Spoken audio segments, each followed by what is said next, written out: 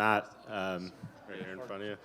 You had said at Media Day, no one is going to outdog me in that octagon, and you showed it tonight. How good did that feel? It felt amazing, and there's no better feeling when all the hard work pays off. Yeah, and the first guy to knock out Drew since April 2011, 29 fights for him. Were you confident that if you were able to land, that was what was going to happen? Yeah, on my best day, there's nobody in the world that I can't beat. I believe in my skills. I believe in my power, and if I hit anybody clean, they could get knocked out. The demeanor is just so much more confident right now. Is it purely just a product of getting the results that you've been looking for, or is there something else we're not seeing, in the cage that's leading to this?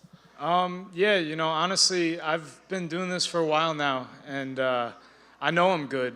I know that I'm capable, and I just need the opportunity. And we got the opportunity against a high-ranked guy, and I landed and I finished. But I know that I'm human as well.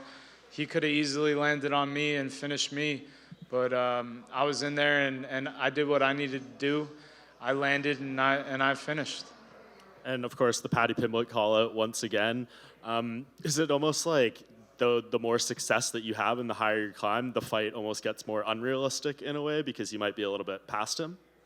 No, I think the fight makes sense. He's 4-0 in the UFC. He has to fight somebody. Why not me? Do you think it will happen? Yeah, I've been saying it's only a matter of time. He's been ignoring my calls for a minute, but I guarantee you he heard that one. What's the timeline on it, though? Because he's saying with this injury, he might not even be able to fight this year. So are you willing to wait, or are you just going to keep being active? And if you have to do one more, and then maybe it comes up after then, or that's timing seems to be maybe the biggest issue. We'll see. We'll see. I like MSG in November. Sounds pretty good to me. First of all, I want to congratulate you on a lovely Superman punch you landed in the fight. That was something new. With Drew, he got up and started complaining, but once he stood there, you could see he was a little bit woozy. Do you think it was a fair stoppage?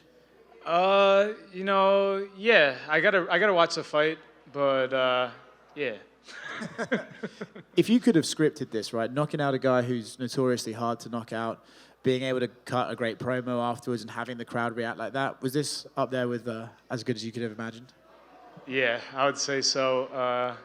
Yeah, I was prepared to wrestle him too, but we landed and we finished him, and I remember he dropped, and I'm just hammering. I'm working for the finish, just keep punching, and I was getting flashbacks of the Valdez fight, and but Herb stepped in there and stopped it. Thank God. Did you have the Paddy call out pre-written in your head, or was it just off the cuff? I must have heard the Chael Sonnen thing, and that was just stuck in my head, but. I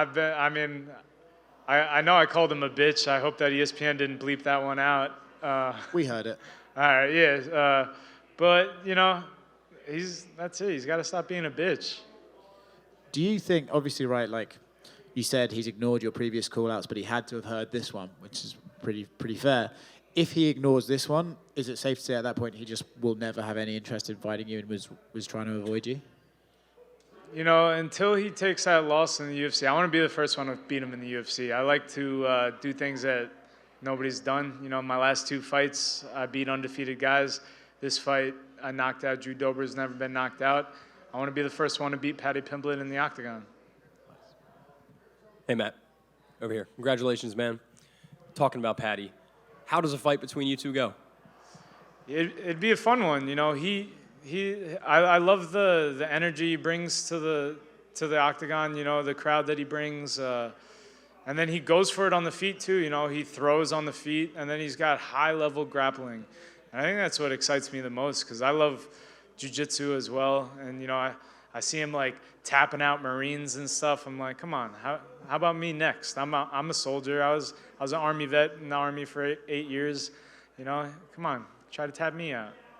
And which win was better, do you think? I know there's some recency bias, obviously, but tonight or your win at MSG? Dude, they were both so good, honestly. It's always the next one's always the best one. They're both amazing. all 3 of the last 3 fights, they were all amazing. And then Dana said the other day that they have plans to come back to Madison Square Garden this year. I know you want Paddy. I'm not sure how that timeline lines up, but do you want to get back at MSG soon? Yeah, I think I've been on average fighting, about every 6 months. My hand feels a little messed up. Hopefully it's not broken, but yeah, I think November MSG, I always have that start. I like to get that fight in right before Thanksgiving, right before Christmas.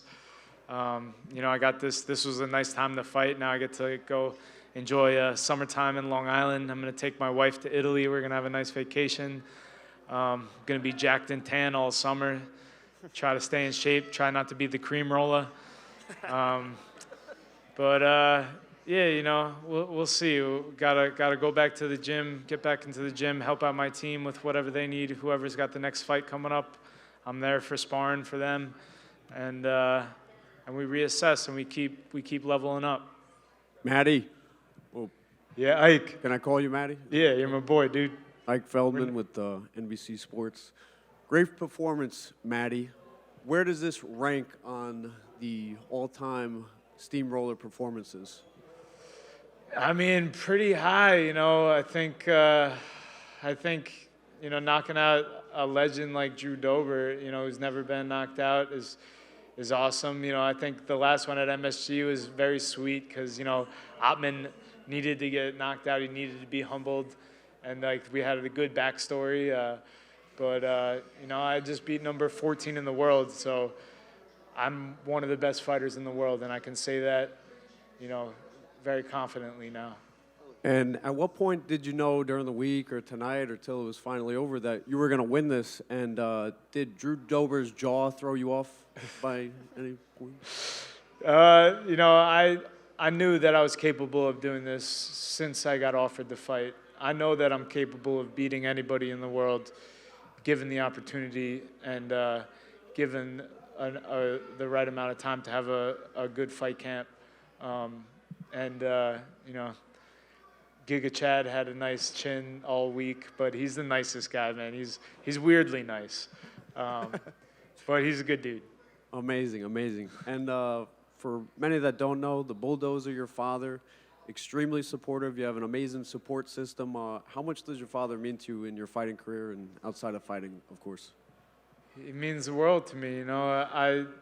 I do this to bring my family, bring my friends on the ride with me. And I'm just so blessed, and I thank God that I have this opportunity and I could bring my dad, I could bring my brother, I could bring my family, my friends, my team. I can bring them all with me because, that's what I love to do. We're enjoying the ride. My final thing, Paddy walks out to a really good pump-up song, Yeah, Yeah, Yeahs. I think that's what it is. You obviously walk out to a great song. Whose song is better? Come on, the trumpets don't lose. Matt, over here. Congratulations on a big win. And are you noticing every single time you go out there, you're becoming a huge fan favorite? And all throughout the entire week, people were screaming, cheering. It was deafening. Steamroller Mania is running wild. Are you noticing you're becoming a huge fan favorite across the board? Yeah, right. It's crazy. Do you contribute that because you're completely being your authentic self? You're not playing a character. Do you attribute that as also with your great fighting style? Yeah. I think I'm just becoming more comfortable. I've been in the UFC for 5 years now, and I think my body of work speaks for itself. And I'm hoping. Actually, I don't even want to say it yet. I don't even want to say it yet because I'll jinx myself. But maybe I'll get a bonus finally. Oh. It's a good possibility. Yeah. Let's not jinx it. And you talked about the importance of family, friends. Obviously, there are many GOATs, but I think your brother is the brother of all time. And, in front of your hometown crowd, the East Coast, and having all your fans, family, everything in attendance, how important is that as far as not only just having a great teammates, but a great support system as family and friends and fans in the attendance? It means everything to me. And the cheese, shout out to the cheese roller. He helps me out a lot behind the scenes. I don't let him shadow box all fight week because I don't want to look at it. But now after the fight, now you can shadow box and so. But thank you, bro. Congratulations on the win. Thanks. Hey, Matt, down here, it's your left. The other left, yeah. You're a Mets fan. As am I, so yeah, I know. Let's go Mets. Did you see Steve Cohen in the front row watching your fight? No, I was looking around for him. I didn't see him, but I was hanging out with him in the suite last week. Him and Alex and Josh, and hyping up the fight. You know, I'm just so like happy I was able to show out for him. He came out specifically for your fight, by the way. No, it was awesome.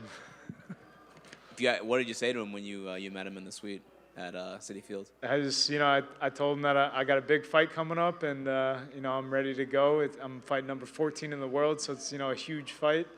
And I told him that him and Alex and Josh need to come out to the fight and enjoy. He's never been to a UFC fight, so I was telling him about the energy and how the UFC puts on such a good show. And I'm glad that he made it out. Thanks, man. Unlike the Mets, you won the fight, so. Yeah, we're coming though. You don't want to start too hot in baseball. We got a long season. We're coming. Matt, over here to your right. Hey, so obviously you're talking about Paddy Pimblett, and there are tons of benefits to fighting someone who's as visible as Paddy, but I mean, you just beat someone with a number next to their name. You might even have a number next to your name coming week here. Do you kind of change maybe a little bit of your mindset of, hey, maybe I should start looking up the rankings even more now that I might be getting into that range? No, I don't think so. But we go back to the gym. We reassess. I kind of take a look at the landscape of when I want to fight, what makes sense, whose schedules line up. But look at Drew Dober. He gave me the opportunity. He didn't have to fight back in the rankings and do that. I think that there's a lot of fun, exciting fights, in the lightweight division in the UFC, not just ranked guys.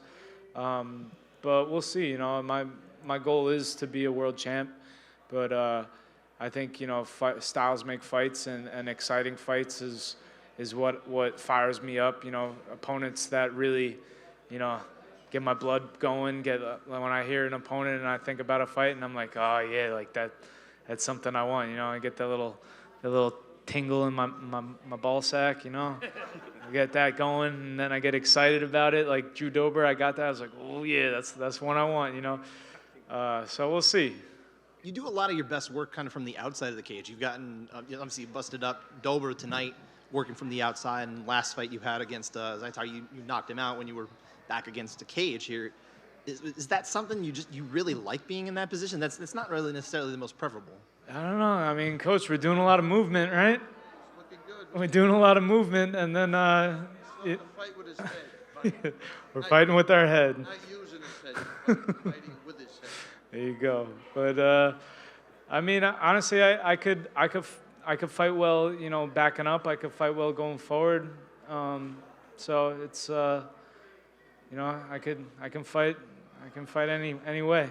That last fight you had in the Madison Square Garden, it wasn't, didn't really get the chance to get as going as this one did, because this was 4 minutes, the other one was 2.5 minutes. I think there was a lot more strikes thrown here as well. And in that time, you really got to bust up Drew Dober. You really kind of were landing here and there, landing some really good shots, as opposed to kind of that one that kind of, or a couple punches that really put down Zaitar last time.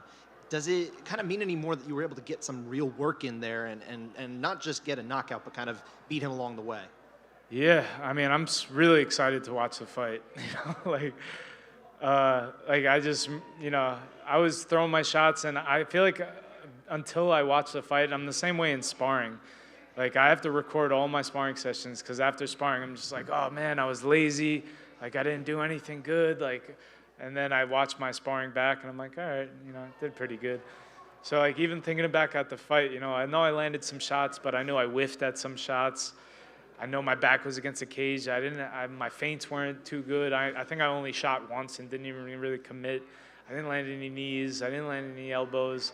I landed a couple kicks, but not the combos. I have to rewatch the fight, and then I can really but I'm excited to. You also seem to avoid some of his best shots too. Like there were some things coming your way, and you were able to just get out of the way of those. So it seemed like you were able to land without getting hit too hard either. You must be proud of that. Yeah, man, I got killers in the gym throwing bombs at me, like Dennis Bazooka and Nazim Sodikov and, you know, Dylan Montello, and we got so many, Justin Montavo, you know, Charlie Campbell, and these are just our lightweights. Like, we got such a good team, you know, all led by our fearless leader, Ray Longo, and iron sharpens iron, and, you know, I'm excited for the future. Congrats on the win. Thank you. Thanks. Just one quickly here in front of you, Matt. You mentioned the Marines video that Paddy did. Did that kind of personally offend you in some way? Did that upset you watching him do that? Nah. I mean, nah. But you know, I know that he was there and he helped out the Marines and did some cool stuff with them. But you know, try to tap me, bro. Thank you. Thanks, guys.